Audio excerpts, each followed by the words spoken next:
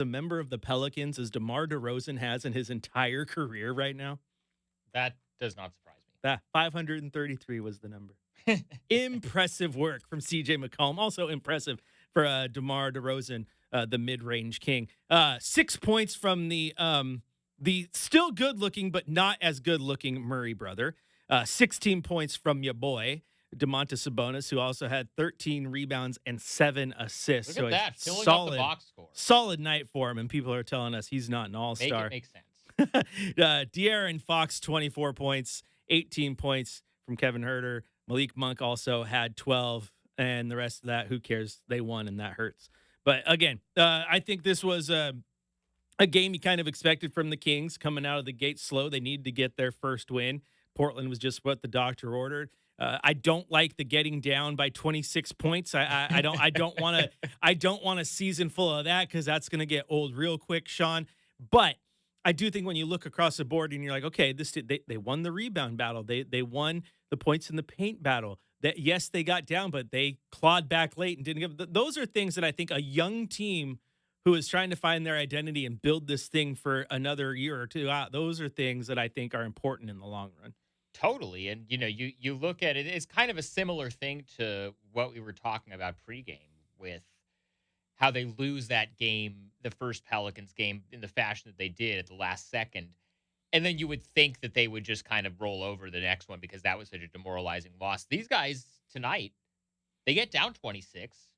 They didn't just, I feel like last year, if they got down 26, they would have just ended up losing by 50. Right. 60. They would say, bye, we're done. Yeah. Like they hung in there. They clawed back. They got it back to, they ended up losing by 13? Yeah. So, they made it respectable. They made a little run in the fourth quarter. They aren't just completely rolling over. Now we'll see how the rest of the season goes, if the wheels come off or they let go of the rope. But as of right now, they're going to lose most of these games because they're not as talented as most of the teams that they play, especially, a game like this, second night of a back-to-back, and Sacramento is looking for their first win of the season, so they're hungry for it. But, they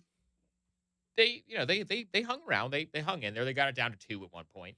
Yeah, I'll tell you, too.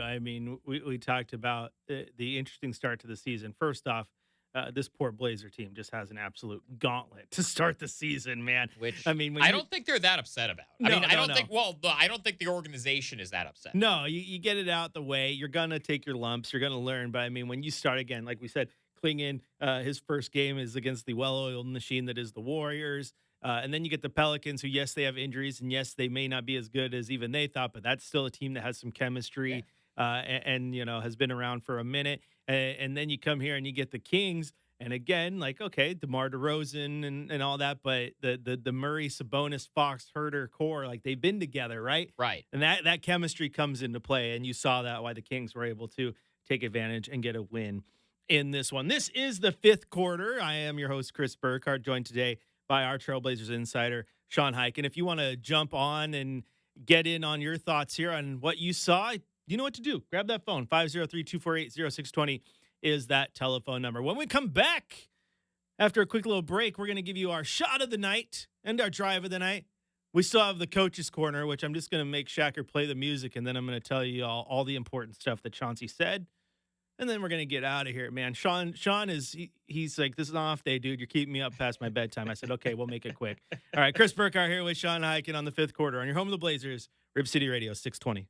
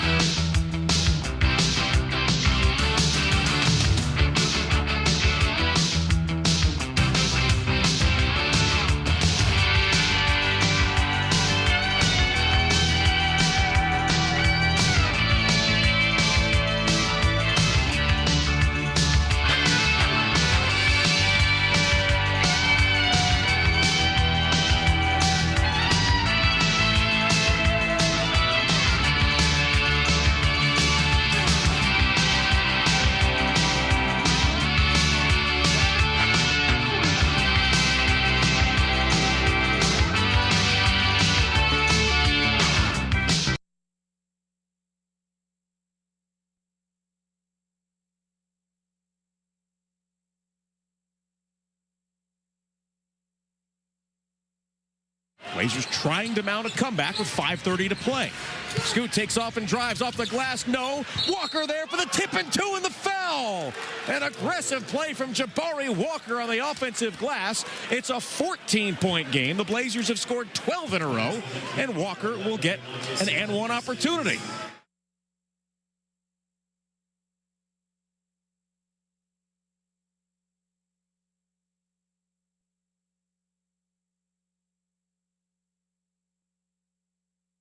Scoot goes left, the opposite direction of the screen.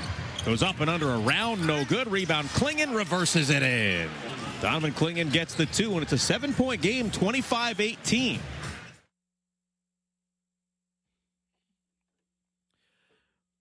Welcome back into the fifth quarter. Chris Burkhardt here with Sean Hyken breaking down this Blazers loss to the Sacramento Kings. Shout out to Jason in the YouTube chat. He said, I look different when I'm in the studio. It's because the camera's not like on my face like it is in the concourse up in Moda. Plus, I have better decorations. I'm not just stuck on the white wall. Look like I look like John Oliver hosting one of his COVID episodes of last week tonight, where he's just in the void.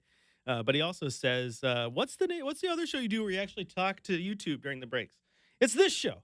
I usually talk to YouTube during the breaks, but during the home games, because the setup we have in studio automatically kills the mic to the YouTube feed when we cut to breaks, so that it can play music, so we don't get copyright struck for all the stuff that we play during breaks. But at the arena, I have it set up where you don't hear anything from the radio, you just hear my mic, so I can just talk to it, which is kind of fun. Cut to commercial breaks and still chat. So we gotta get you up on the pregame show at Moda one day, Sean. Yeah. You gotta come say hi. Let's do it. You're just down there scrumping on the that's not even a word, I'm just making stuff up. You're scarfing, there you go, on the media food when it tickles your fancy. I've never seen someone go eat the concourse food as much as you. You need to start your own blog of rating the Moda Center options. That's something Eric Gunderson used to do when he was the Blazers beat writer at the Columbian. He had that as a recurring feature, the Moda Center food review. That was back probably 10 years ago when they first started doing the local business stuff. But there's some good options out there. There absolutely is, and that's right. Hey, Marcus on the YouTube chat, is that Hyken? That is. I got Sean with us, our new Trailblazers insider. I can only say new for so long; it's going to wear off. But he's here with me. It's been a week. It's only been a week. We can still say new. Yeah, he's my buddy. We go back. So I think I met you when I was working at NBC. Oh yeah.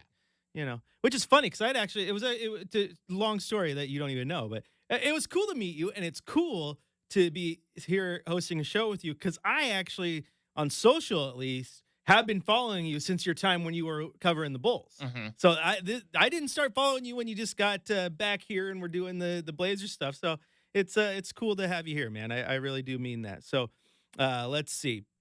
What else do we want to get to? Dennis says, why can't we watch the games? Blazers are lying to fans. Well, they're not lying to fans, Dennis. Just go get an antenna. They've laid this out pretty clearly now as to how you can watch the games, right?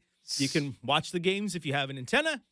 You can watch the games if you have Blazer Vision. You can watch the games if you have Comcast. My understanding is and that other avenues coming. My understanding is that there's a little bit of a delay in the secondary K2 channels getting turned on a lot of these other providers. So the way it's been explained to me, and I don't have all the info right in front of me, but the way it's been explained to me is that if you just hang in there until January 1st, then that's when January 1st is the date that the channel 16, the Univision channel, is going to get flipped over full time to the Rip City television network. And so after January 1st, everything is going to be on all the platforms. But if you get an antenna, which costs like $10, or you get Blazer Vision, you're going to be good. Yeah. And I'll tell you this too, Dennis, if you happen to be able to get an antenna, I grabbed one this week as well just to see what it was like. And I watched football yesterday, crystal clear coming through. I checked the Charge channels just to see it crystal clear, and checked the Blazer stuff that was coming through, crystal clear as to what you're getting there. So the antenna absolutely works wonderfully and is a great option. I mean, you're talking, $25 to get all your coverage. If that. Yeah. And I got one for like 10. Yeah. And the best part about it is, and the people, there are a lot of people who think it's old school where you got to go up on your roof and put the old school antenna up like you used to have to, or you have to mess with the rabbit ears. And if in fact it's literally about the size of a piece of paper, about 8.5 by 11. Yeah. My wife actually saw it and she's like, "What's that weird piece of cardboard over there for?" I'm like, "Don't worry about it. It's an antenna." She's like, "An antenna? What are you talking about?" Like she didn't know. So it works. And there's other options. Excuse me. And I also, in the grand scheme of things too, the Blazer Vision being $120. If you're, $120 for 82 games, It's a pretty good deal. that's your cost to game average is pretty good if you're a fan. So, but I would again hang in there with them until January 1st, and after January 1st, it should be on YouTube TV, Fubo, like all the other platforms, DirecTV, all the other channels. Like just after January 1st, it's one of those things where a lot of these different these different networks have these different switches they have to flip, and that takes time to do. That's not it's not the Blazers holding this stuff back. Like that is a good point. The proverbial flipping of the switch. It's not as easy for some of these other networks to say, okay, we're just going to carry it. Right. Okay. So, but just after January 1st, this should all get sorted. Like So it's a work in progress. And to be fair, as frustrating as it is, the whole Root Sports stuff and then the process of finding a home all happened pretty late in the cycle, right? Yeah. So they had to make a lot of decisions and get this done in a pretty short amount of time. Also, Chad just texted me. He says, you guys sound good together. So good work, Sean. Well, if Chad says it, then... Yeah. So I promise you, fans, we're working, and Sean and I know we're giving you the best knowledge that we've had, right? Because there's been conflicting things coming through, and so I know he's been talking to people. Chad and I have been talking to people to try to make sure we're giving you the best information that we have as to how to watch your games. Right. I think there's a rollout here, but in the end, the access to the Blazers is going to be better than it's been in a very long time. Right. Look, it hasn't been the greatest rollout. It hasn't been the cleanest rollout, and a lot of that stuff I think is out of their control. This is above either of our pay grades, but obviously neither of us work for the team, so it's kind of this is totally outside of our purview to do anything about. But just after January 1st, it should be a lot smoother, is what I've been told. Yeah, I mean, just the option to be able to get it on the antenna is phenomenal. Yeah, and again, I'm not even jazzing up the Blazer broadcast. I was just amazed at how clear the football game I was watching on Sunday was, because I was fully expecting antenna quality that I'm used to as a kid. Where like I said, you're putting the rabbit ears, and you're like, I saw a line that might have been a basketball. No, it's pretty good. So to bear with us, fans. In the meantime, if you don't have access to it, there is one place you're always going to have access to it, and that's right here on Rip City Radio 620, where you can listen to the silky smooth Travis Demers on the call, and you can listen to us on game day in the fifth quarter. And oh my gosh, what is Michael Shacker doing with YouTube? He's going crazy. But we're having fun. If you want to join the conversation, go to youtube.com, type in Rip City Radio. You can get in the chat there. You can also grab your phone. 503-248-0620 is that telephone number. Sean, I know we were paying close attention and you were making your comments, and the box score can tell you so much. The final score can tell you so much. Your eyes can tell you another story. What were some of your takeaways from this one? I thought Scoot Henderson played another pretty good game. I mean, you look at his final box score line, and it's okay. 18 points, 4 rebounds, 5 assists, 4 turnovers, 5 of 12 shooting. I thought he overall, he had a couple of nice drives. He had a couple of good, he had that one behind the back pass. I still think his best game of the season was the first New Orleans game, but he looked great. Yeah, this was I would say this was encouraging. Like he's having a better start to the season than he had preseason. He's having more plays where you go, oh, that's the Scoot that we want, right? And less of that's not the Scoot we drafted, right? Right. And last year there was a lot of oh man, what are you doing, Scoot? And he still has those, but I mean, there was that drive to end the first quarter too, that slick little pass off to Jabari for like that floater, like that. These are things where the vision is starting to come, and you like to see that. And I think he's slowly, and this part really does kind of surprise me. He's slowly starting to kind of use his size to his advantage and play like the tank that he is. I mean, he doesn't need to finesse it, man. Just power it. You know, Zion plays like a tank because he's built like a tank. Yeah. You're just a smaller tank. Just go be a tank, dude. It's easier to kind of really do that when you're 6'8" or whatever Zion is. Right. It's when you're 6'4", like there's still some size disadvantage, but that you're always going to kind of run into. I think the thing about Scoot also the last couple of games is, and it's a similar thing. Like because of his size, this is always going to kind of be an issue for him. But he competes on the defensive end. He's out there fighting. He's doing good. Some of that too. I like to see. I like to see it. But there's also certain times where, to be fair, there's also certain times where he looks like he's doing really good on defensive end because he has a really good closeout. But the only reason he had to close out is because he was so far out of position, right? Exactly. As one of the YouTube chatters here says, Phil, Scoot shooting 16% from 3, 41% from 2. I'm going to have to verify your numbers, but I'll take your word for it right now. The 3-point shot, I don't think has ever been his game. I do think at times, though, the form in the shot does look better than it did last year, at least to me. Last year, there was times where that shot just looked broken. Like, at least form-wise, he looks like he's coming around. I would love for it to come around. I'm not giving a pass on bad three-point shooting. And he tries. Sometimes he still does like the Dame or Ant-esque little step-back three or something like that. That's not your game, my guy. Man.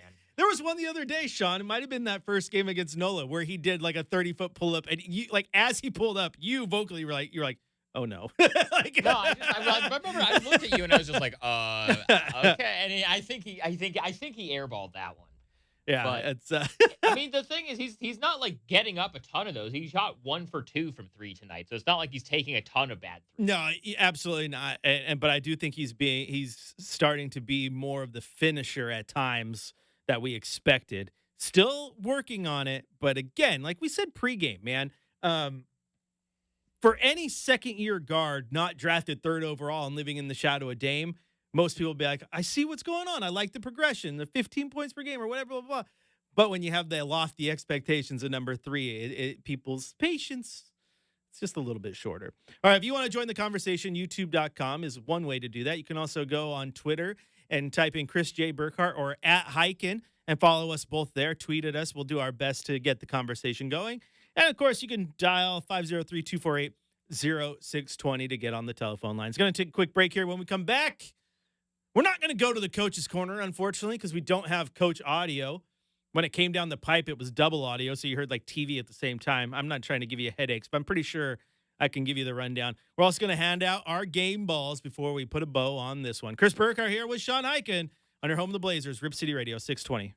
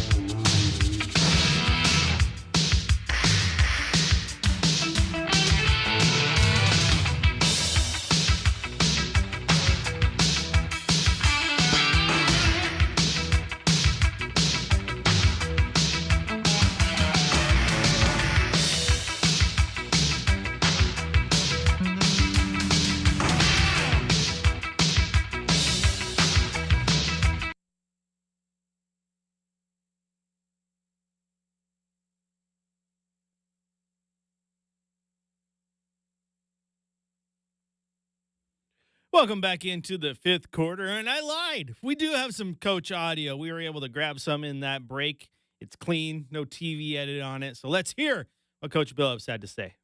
To us before that you don't get upset when shots aren't made. It's just the execution. But would you say one of those nights tonight where the shot just wasn't falling? Yeah. It was unfortunate because I thought we played well. I really did. We played well. We fought defensively. We did a lot of the things that we said we wanted to try to do versus them. We didn't let the lack of shot making deflate us, which is tough to do when you have a night like this. But I was proud of us. We played hard. We played a good game. You and I talked ahead of the game about pace of play. Both of you guys like to get out and run, but a little bit difficult with so much stoppage in play. Yeah. I mean, the whole first quarter, I felt like they was on the free throw line the entire quarter. Then the entire second quarter, we were on the free throw line. So it was just no time to run. Both teams were really attacking, which was probably the game plan on both sides. But it was tough to really get a rhythm. Despite the poor shooting early and the turnovers, you had a lot in the first half. You guys were down 2 in the third. Yeah. What's going through your mind then in terms of how can we keep this going against this team, knowing that they might catch fire at some point? Well, I'm thinking that about us too. We hadn't made a shot the entire time. So I'm saying to myself, okay, we keep it close. We're going to make some shots at some point, And truth of the matter is, they went on that 12-0 run, but truth of the matter is, they ended up making shots, and we couldn't.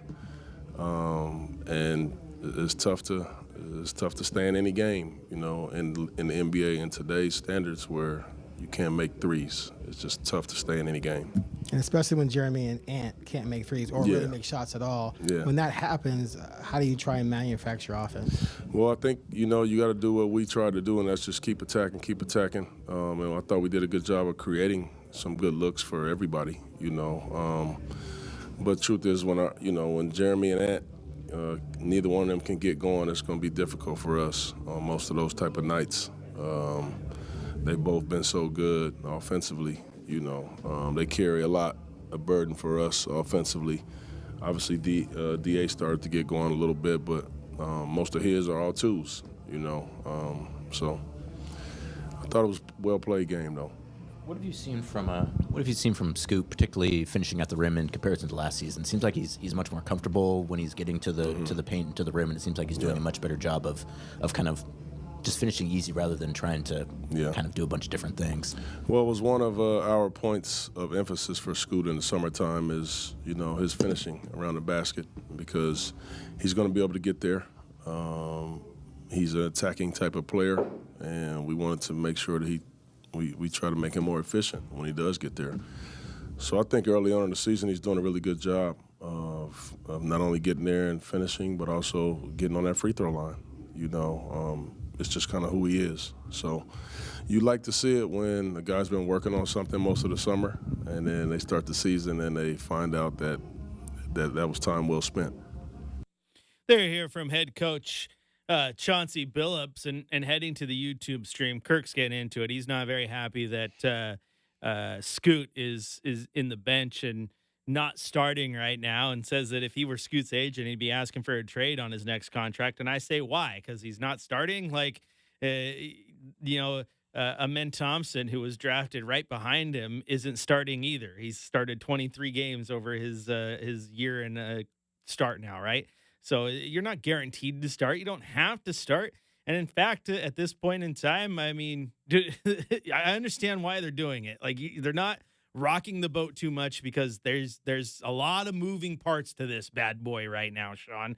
You know that probably as well as anybody, right? So I'm not upset that he's not starting now. I don't care if he starts or not. I just want to see where the progression is coming from. Well, who do you take out of this current starting lineup if you're going to start Scoot? That's the question. You don't take Ant out. I think Tumani's been too good to take out. I think you want to keep Denny in there.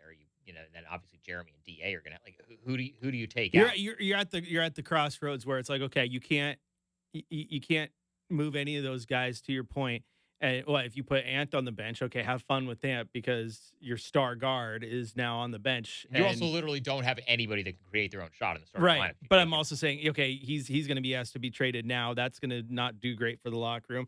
Move Jeremy Grant to the bench so you can move everyone over one. Now you pay a guy who's been your best player through 4 games.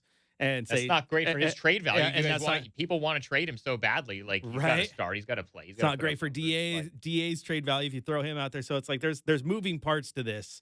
So I'm not upset at Scoot not starting right now. Also, quite frankly, if he came to me after a year and said, I want to be traded, then I would come back to him even as his agent and say, earn it. You want to play? You're the number 3 pick. Yeah, this is the other thing. Like Ant missed most of the preseason. Scoot was in there. Like if Scoot had played so well in the basically there was one starting spot up for grabs between Scoot and Tumani earned it. So thank you, because that's what Kirk says. He says very simple. It's Scoot, Ant, Denny, Grant, and Ayton. And I don't think it's simple, because if it were simple, that would have been the lineup on night 1. It wouldn't have been Tumani Kamara. I think Tumani Kamara earned that. Tumani Kamara was, by all accounts, the Trailblazers Rookie of the Year last year. I think he was their best player in preseason. He was the best player in preseason, my personal MVP. He's been the best defender on this team through the start of this season. He's earned that spot, so they're letting him get that playing time right now. What's going to be interesting is what happens when Shea gets healthy. That's what I was just going to bring up. And now you move stuff around, but there's I'm just big on earn it, man. If you want to get that spot, earn it. Earn it. Yeah, I have no issue with Scoot coming off the bench for right now. I also think it's better for him to be playing against other teams' second units than playing against other teams' starters. We kind of saw how that went in the preseason and in the first part of the regular season last year. And I get you want the team to develop, but then if you want them to develop, then you need to start moving the pieces around and start trading. I think it would be an absolute travesty to the game, quite honestly, if you sit here and you're like, well, we want to develop all our young guys, so we're going to take 3 guys out of our starting lineup who are obviously better than them and just put and then relegate them to our bench rotation. It's also just not as simple as give these guys more minutes and their 2K rating goes up. Like that's not how development works. You want to put guys in situations where they're going to actually be able to succeed and not just say, oh, we're going to just throw this guy as many minutes as he can get. And if he's giving way too much and he's terrible and his confidence just completely falls off, like it doesn't matter because like, I don't know. A lot more goes into this stuff, I think, than a lot of people. Yeah. And Kirk, to be completely fair, like I know where you're coming from, because I think most people, myself included, want Scoot to get that starting role. The Blazers would love it if Scoot got the starting role. Right. If Scoot was, and it's the same thing, like to what you guys were saying about him, his agent asking for a trade. I remember over the summer when Scoot signed with Clutch, and that, became a whole thing on Twitter for a day. My reaction to it was the Blazers would love it if Scoot was good enough for it to matter who his agent is. Or for his agent to have leverage over anything. But it's funny that Kirk chimes back in and says Tumani is a role player. He'll be fine. The funny part about that is that role player is playing infinitely better than the guy that you say needs to be in the starting lineup right now. He's been their best player. Like Tumani Kamara has been leaps and bounds better than Scoot Henderson, start to finish. So, yeah. I mean, you also have to weigh that. It's easy to say Tumani's just going to be a role player, but what if he's not? What if that role player is a starter in this league for a long time? Is that just based? I mean, that's the thing. Like, is somebody going to be a role player based on just where they were drafted? Like one of these guys was the 52nd pick. One of them was the 3rd pick, but one of them has played better than the other. Well, by that logic, Draymond Green should have been the greatest role player of all time. Like, well, right. I mean, I don't know. This. I think it would be pretty hard to justify not starting Tumani. Yeah, right now, you got a real serious question, because even realistically, Sean, is when Shaedon Sharp's healthy. I mean, Shaedon might not start when he first comes back. I think Shaden's going to have to earn that spot. I agree. I don't think anything's given to him. Yeah, so.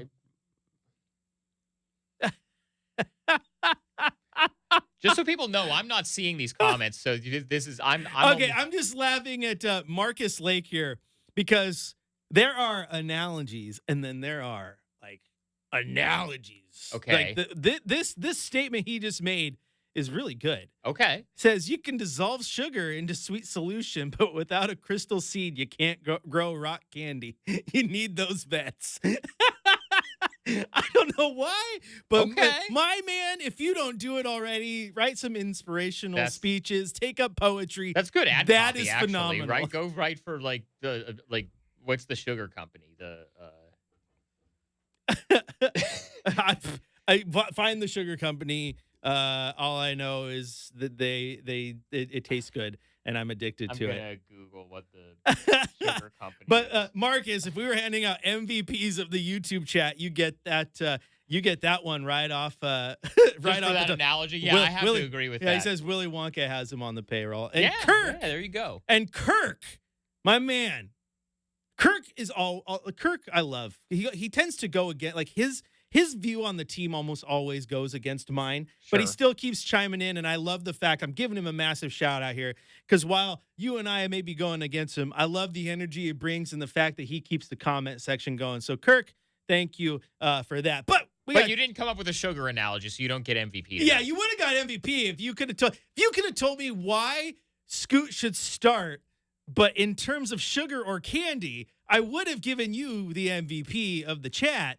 But man, you can dissolve sugar into a sweet solution, but you can't. Oh, that is absolute money. Bars. But honestly. I appreciate you all, whether I agree with your takes or not, man, because you give us content to talk about, and I think that's absolutely fun. But before we leave, we still got to hand out our game ball, Sean. So hit it, Shacker.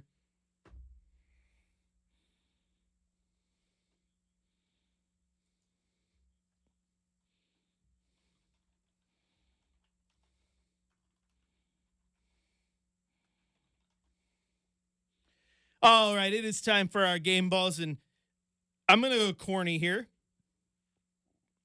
I could have pivoted. I got to give a game ball to the YouTube chat because you guys are phenomenal. And Marcus, game ball for the sugar. Marcus the got rock me on candy. that one. I'm going to give my game ball to innovation. Light the Beam is awesome. It is objectively awesome. On the radio call, you could just hear the entire stadium chanting, right? And it sounded like the old "Let's Go Heat," right? Right. But Travis is like they're chanting "Light the Beam, light the beam," and I'm like, just the energy in that arena when that's going on is cool because they created something special there in Sacramento, and you get a chance on Wednesday to see something else that the Clippers are trying to create special with the wall. Mm-hmm. A little bit of that European soccer. Timbers R&B style fan section. College football stadium, like supporter section. Yeah, student section, which is really cool. Innovation, man, because Light the Beam, like when that first started, I know a lot of people were like, that's kind of weird. Boy, it took off, and now it's something there in Sac that they latch onto. I want to have Portland have something like that one day. They're like, every single time the Blazers are winning, like, it's going to happen. I mean, we do get confetti. The Blazers won when you see confetti, but I want the whole city to know. It's got to be organic, though. Like my issue, the thing that I was worried about when the Light the Beam thing really took off was the entire industry was going to be like, oh, look at this cool thing Sacramento is doing. Let's all try to do our version of it. Whereas everybody has a beam. The beam thing came out. Chris, were you there?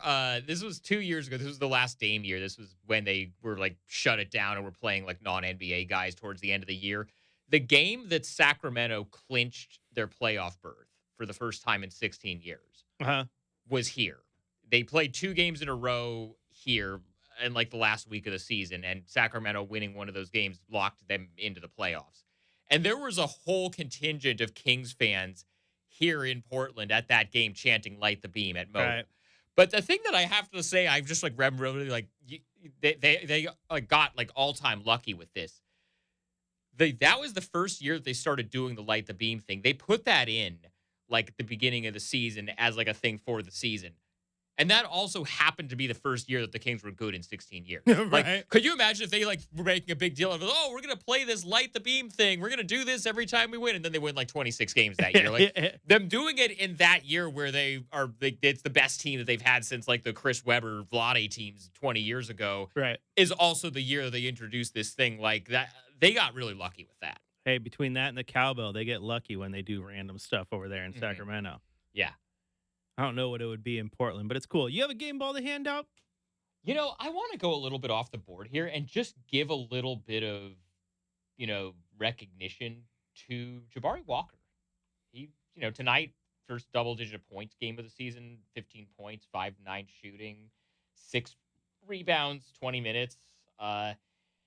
He didn't play much in the Warriors game, but then he kind of got those repair minutes in the 2 New Orleans games. And then tonight, he's kind of just comes in. You know what you're going to get from him. He's an energy big, comes in, rebounds, can score a little bit. He didn't hit any threes tonight, but he hit a couple threes in the New Orleans games. Like, you just know what you're going to get from him, and he's always solid. Yeah, he's actually been one of my favorite, I don't know how to phrase it, but my favorite easy to root for Blazers. Because when you talk about, he's a great guy too, he's great kid. And granted, he's young, so he doesn't have the that status behind him. But he's kind of like Ed Davis, the whole like the hard hat and lunch pail guy. Like he comes to work, puts in the work, and you've seen just a ton of improvement from him in a short amount of time with the Blazers, which I love. He's easy to root for, so I love that he's getting some run. Yeah, and the thing about that, when you talk about that, like that hard hat, that mentality, I've been partial to him since, right after they drafted him. It was at Vegas at Summer League, and we were talking to him after some of those practices. Because remember, Shaedon didn't play at Summer League that year because he had the shoulder thing. And so Jabari was kind of the story of that thing. And it was one of those things where, like, you watch him at Summer League and you're like, okay, this guy has a couple of NBA skills that are valuable. He's going to have a 12-year career. And something he said that I think that has always stuck with me is that, you remember, so his dad is Samaki Walker, who played for the Lakers in like the late 90s, early 2000s. He was on a couple of those Spurs teams. I think he played for Dallas at one point. Yeah, I remember him as a Laker. Right, but he was like kind of a similar guy to Jabari in terms of, like, he was never a star or a go-to scorer, but like he had a very good 10-year career as a role player, and he was a guy that people were always happy to have on their team because he, did little things. And Jabari said after one of those Summer League practices, like, when people say I'm a role player, that's not an insult because you can have a long career and do a lot of good things as a role player. And I was just like, for a 19 or 20-year-old kid to have that kind of self-awareness already about what he's going to be and what he's going to have to do to stick in the league, I was like, okay, like, this kid's going to be okay. Yeah, I mean, look at Robert Horry. Oh, yeah. Robert Horry was not a star, but, I mean, come on. 7 rings. Yeah, I mean, he made a life off being a role player. Some people would throw Manu out there, but he was a star. Manu's too good to be I was gonna say he was a star in a role player's rotation spot. Sure. Like let's just gift you being the 6th man of the year because forever in perpetuity because you are pretty good. But no, you're right when you know your roles, and that's the best thing. Like everybody in the league needs to figure out, because when you find your niche and you're just good at that, that's when you're gonna have a long career. Yeah. If you're a role player who thinks you're a star, you're gonna fizzle out. Right. You look at you want one more box score thing. 2 minutes and 49 seconds of garbage time for Doug McDermott on the Sacramento Kings, and in those 2 minutes and 49 seconds, he hit 2 3-pointers. Like, that's another guy that, I mean, I know he was like a very high profile player in college when he was at Creighton, but and I covered him early in his career in Chicago, but that's a guy you know what he is. He's a shooter. He can, he's a shooter with size. Like, that's always going to be valuable. And he's never going to like be an all-star or, lead the league in scoring or whatever. But when you do something that's valuable and you are good at that one thing, like, somebody's always going to have a spot for you. Yeah. You know who's another good example of understanding you're a role player and making a career out of that? Mike Miller. Oh, totally. Mike Miller. Yeah. Yeah. It's like teams always need shooters. Yeah. And you know what? If you're not good enough to be a lifetime role player, then just hit yourself to like the LeBron James wagon and be like James Jones and just get a contract no matter where you go. And then a GM LeBron's job there. out of it, too. Yeah. Well, he's done a pretty decent job at that, and mad respect for him because when he's here in Portland, that 3-point shot was silky smooth.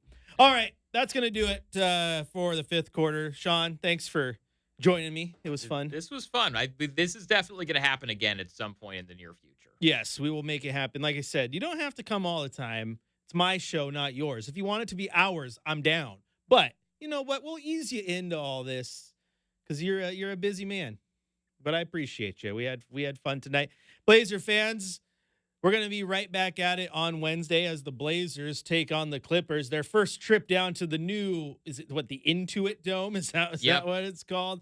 Oh man, tip off because it's Los Angeles and they a lot can't of toilet seats in the Intuit Dome. I don't know if you knew that. I did know that thanks to Mr. Ballmer. He let the whole world know. He'll tell you. He will tell you. Also, genius, because I tell you what, you go try to go into the bathroom at an arena, those lines are out of control. But because it's LA and they don't like to be normal, they like to do things different. Tip off is at 7:30, not 7, which means Chad will have your pregame show at 6:30, and I will have Blazers game day for you at 5:30 right here on your home, the Blazers, Rip City Radio 620. Rip City, I love you guys. You're awesome. We'll talk to you next time.